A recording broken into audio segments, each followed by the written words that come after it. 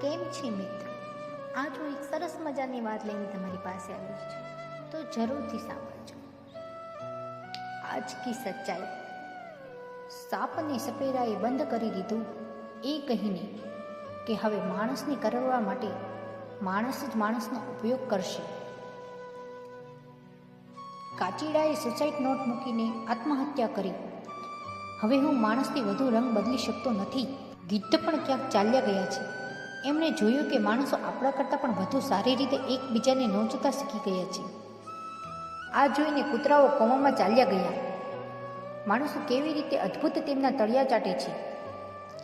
કેટલાક તેમની ટોપી વેચે છે તો કેટલાક તેમની પાઘડી વેચે છે.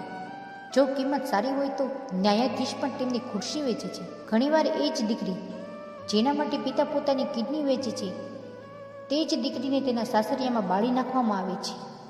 આ કળિયુગ છે. આમાં કશું જ અશક્ય નથી. માળી કળીઓ, ફળ, ફૂલ, વૃક્ષો, છોડ વેચે છે. પૈસામાં ગરીબ બનો પણ દિલથી અમીર બનો. ઘણીવાર તે ઝૂંપડી પર લખવામાં આવે છે સ્વાગત, અને ઘણીવાર લોકો મહેલમાં લખે છે કૂતરાઓથી સાવધાન રહો. આ જ જીવનની સચ્ચાઈ છે. તમને આ દુનિયાની સચ્ચાઈ કેવી લાગી એ કમેન્ટ બોક્સમાં કમેન્ટ કરીને જરૂરથી કહેજો, અને મારી ચેનલને સબસ્ક્રાઈબ કરવાનું ભૂલતા નહીં. જય શ્રી કૃષ્ણ.